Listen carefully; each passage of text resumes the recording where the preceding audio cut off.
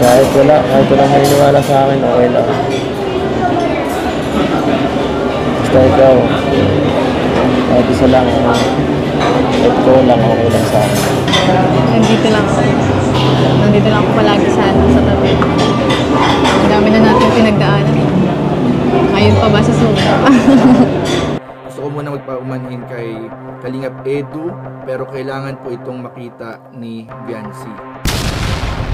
Kalingap. Ito po, beneficiary po ito ni Kalingap Edu. So para maniwala po kayo, papasilip natin mga Kalingap. Ayan po.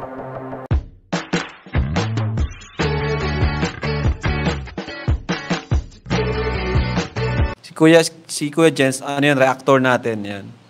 Official reactor. So hello mga Kalingap, welcome back sa ating YouTube channel, this is Kuya Jens. So kung bago ka lang sa aking YouTube channel, huwag niyo pong kalimutang mag-subscribe at click the bell button para like updated sa bago upload na video. At huwag po nating kalimutang suportahan ng buong Team Kalingap sa pangunan ni Kuya Val Santos Matubang at The Edna Vlog at syempre Kalingap Rob.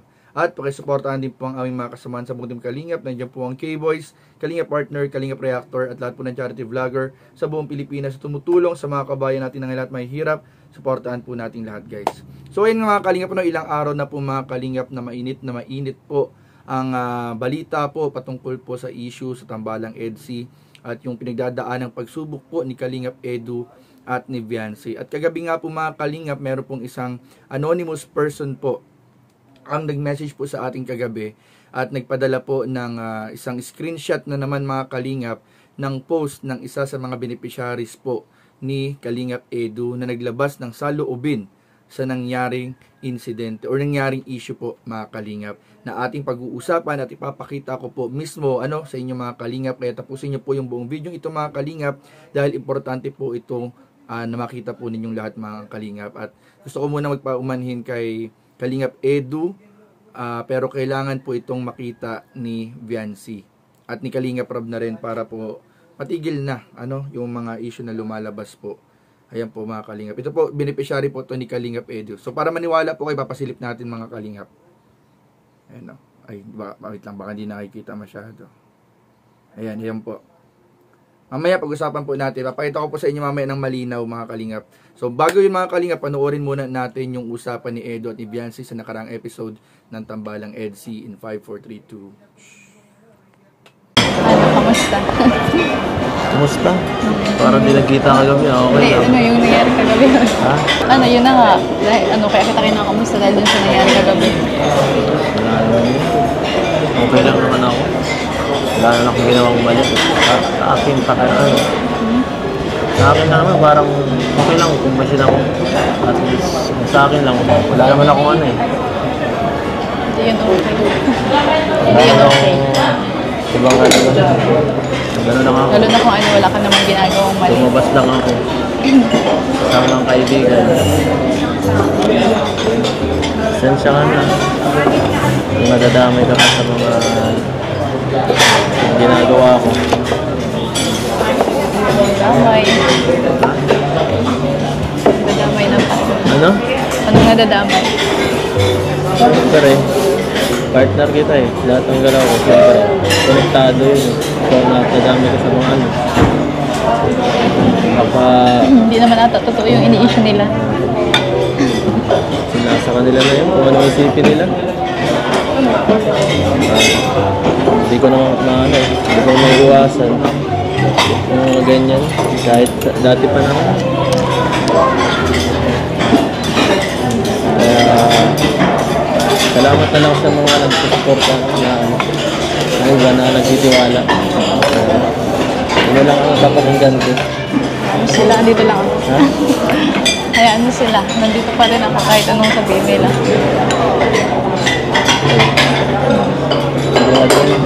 Sigurado ka? Oo. Salamat. Sa'yo na yan. Salamat ha. Salamat ka. Sa tiwala. Ito na lang yun. Dapat lang pagkatiwalaan ka. Ano? Dapat lang pagkatiwalaan ka. Wait na tayo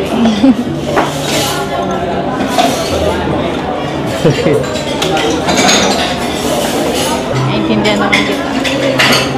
Basta ano, pag may problema, na ano ka, ako na lang yung kausapin mo.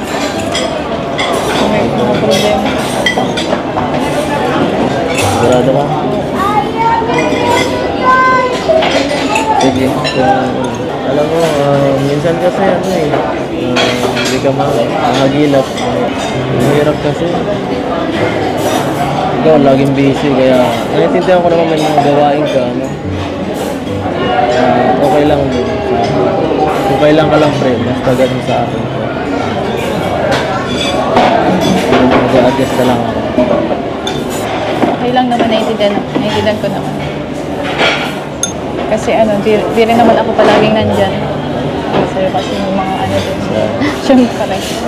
Ang layo mo eh. Hindi talaga makapunta dito. Kaya, alam mo naman na ano, panganay ko na ako. Oo Ito yung nga eh. nag-aasal. Tama ka, nasa iyo lahat ng halos responsibilidad ng pamilya mo eh. Salamat sa ano. Naintindihan mo.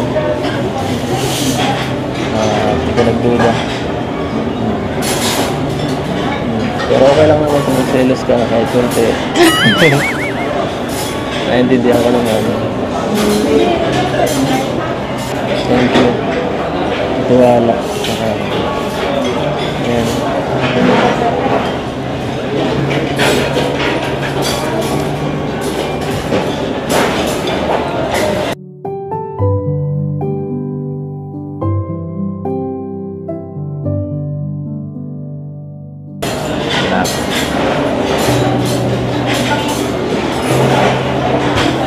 Alam mo na kasi yun.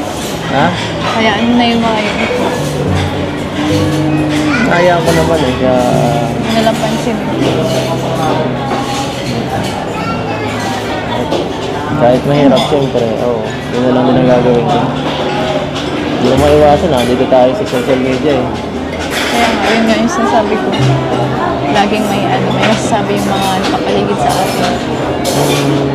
Dapat mas na lang tayo, sana eh. Okay lang yan. Pero pag mali na naman na yung binibintang, Ha? huwag natin hayaan na gano'n. Kaya nga dear naman ako na kasi alam ko naman ang ginagawa ko eh. Kaya naalala lang sila sa kanila na yun kung ano. Kung maniniwala sila o hindi. Ang mahalaga kahit walang maniniwala sa akin, okay lang. Basta ikaw, kahit isa lang, kahit ikaw lang, okay lang sa akin.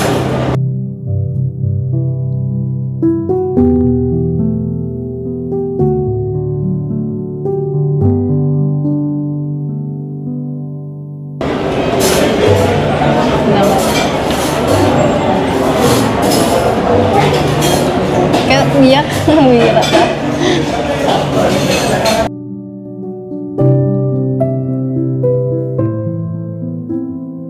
Iba kasi yung umiyak mo.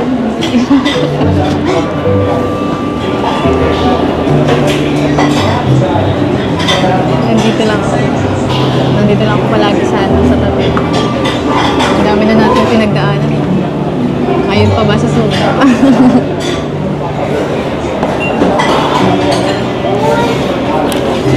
Magpa-birthday ka na pati, hayaan mo na lang yung mga yun. Huwag mo naman lang masyadong isipin. Dapat pag birthday mo, mas pogi ka. Umira ka. Ba't umiiyak ka?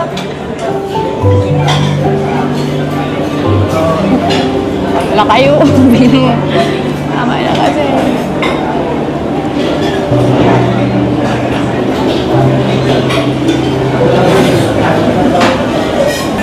Kung ano man yung mga problema mo, ako yung malinding kita.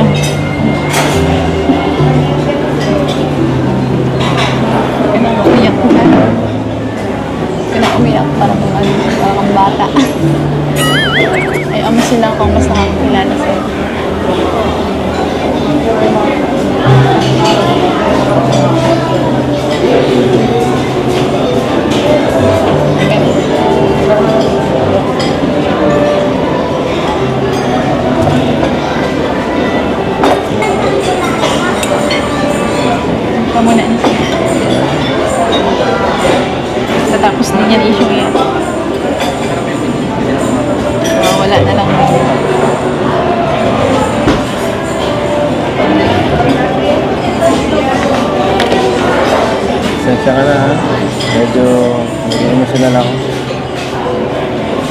Ito lang medyo di ko kinaya.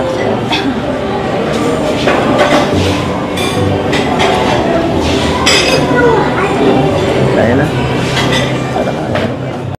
So ayun nga mga kalingap, at grabe po talagang emotional po mga kalingap yung naging pag-uusap ni Kalingap Edu at ni Viancy nung nakaraang araw sa kanilang huling episode po ng Tambalang EDC, na talagang hindi po biro mga kalingap yung pangbabash, yung mga negative comments, at talagang minsan mga below the belt na mga naririnig po galing sa mga viewers at ibang tao po na nakakarating kay Kalingap Edu. Kaya ganoon na lang mga kalingap yung hindi na po napigilan ni Kalingap Edu na maging emotional po at bumagsak po ang luha. At buti na lang po talaga na andyan po si wifey Viancy niya na handang makinig, dumamay at umunawa sa bawat sitwasyon na kanilang pagdadaanan. Kaya ngayong araw mga kalingap, para po mga kalingap makatulong din po sa mga nangyayaring issue, ay ipapakita ko po sa inyo mga kalingap yung natanggap nating message po galing sa isang anonymous person po na concern sa Tambalang EDC.